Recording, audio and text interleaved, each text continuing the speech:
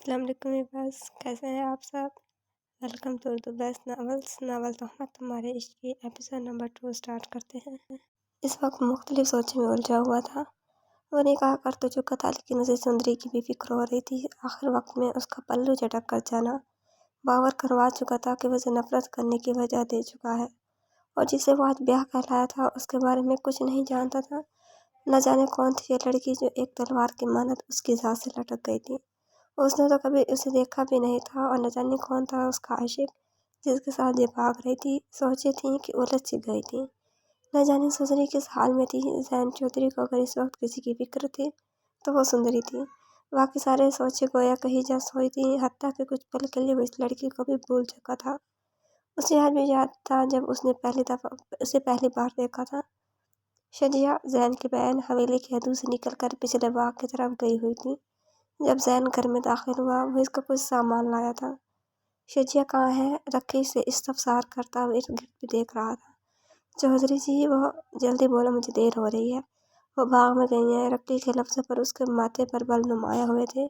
وہ سیدھا اپنی گاڑی لیے باغ کی جانب بڑھا تھا۔ یہ باغ دو زمینوں کو جوڑ کر بنایا گیا تھا اور اس باغ میں آنا ممنوع سمجھا جاتا تھا۔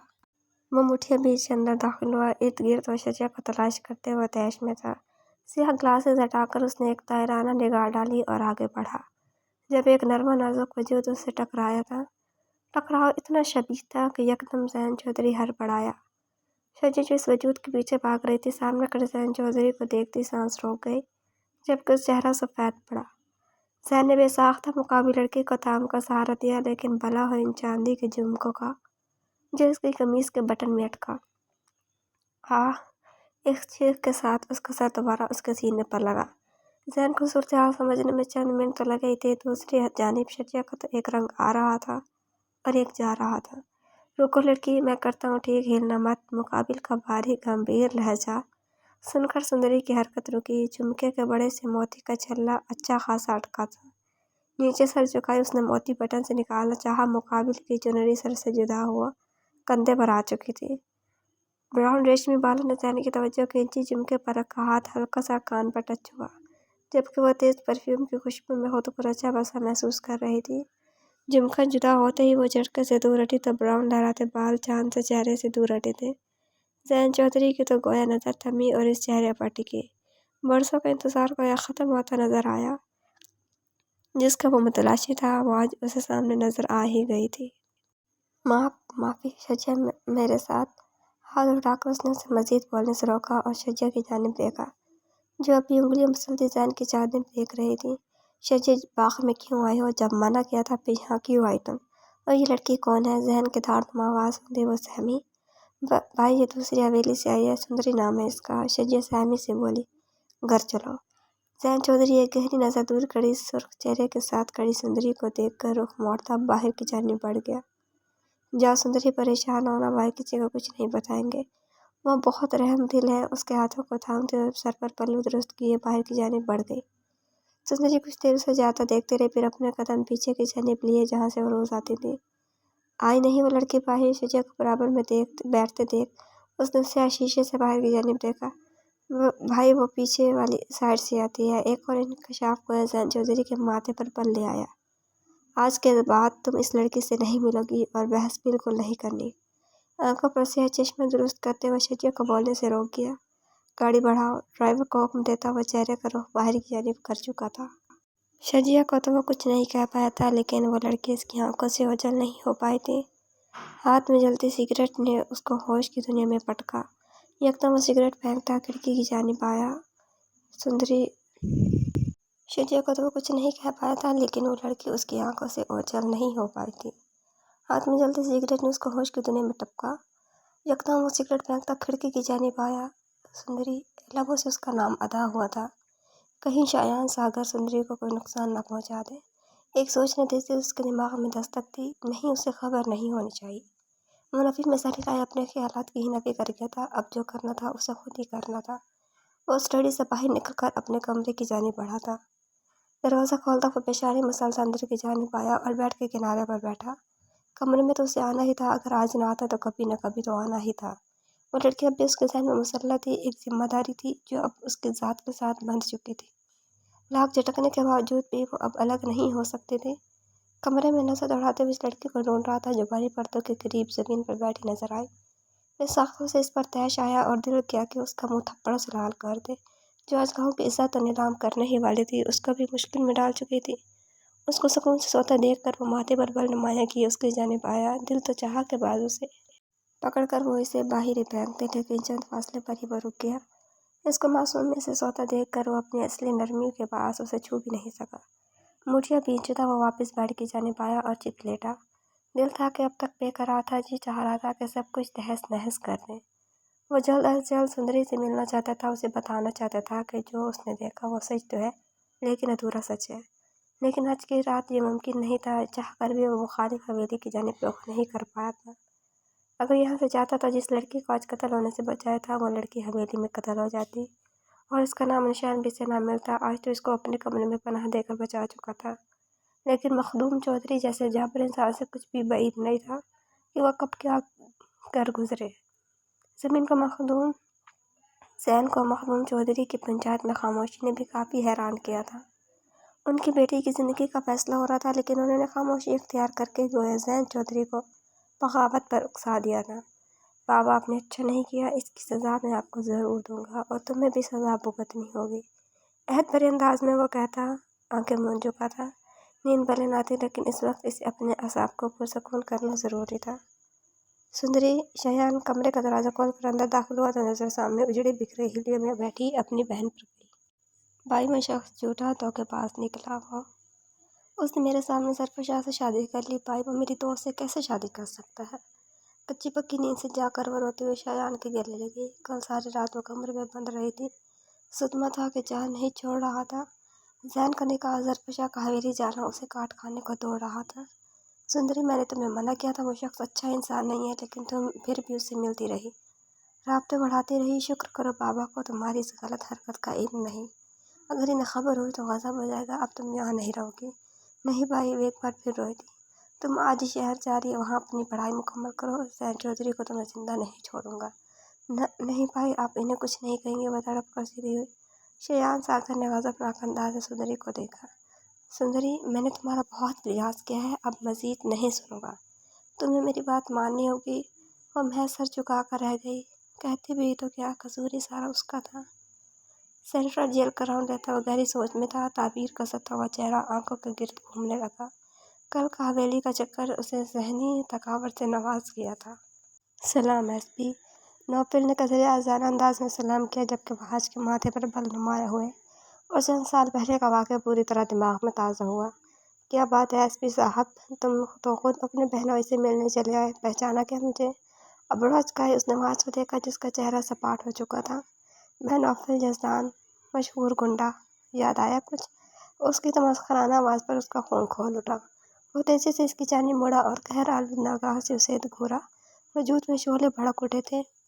क्या देख रहे हो? यकीन नहीं आ रहा कि तुम्हारा और मेरा सामना दोबारा भी हो सकता है, वह कहकर गायब बोला। वहाज ने मुठियाँ भींची थी। अच्छा, सारी बातें छोड़, ज़रा करीब आकर मेरी बात तो सुनो। नौफिल राजदारी से बहुत भाग गया, जबकि वहाज ने जबरे सख्ती से भींचे। मेरे होने वाली बीवी कैसी है? बकवास बंद करो अपनी। वहाज धाड़ा। ये बकवास नहीं है मेरे यार, ये तो रिश्तेदारी को निभाने के असूल और ज़वाबित है, और एक साले से ही उसकी बहन का हाल पूछा जा सकता है। और जब मैं बाहर आ जाऊंगा, फिक्र मत कर, तुझे सहमत नहीं दूंगा। अपनी बीवी का खुद ख्याल रखूंगा।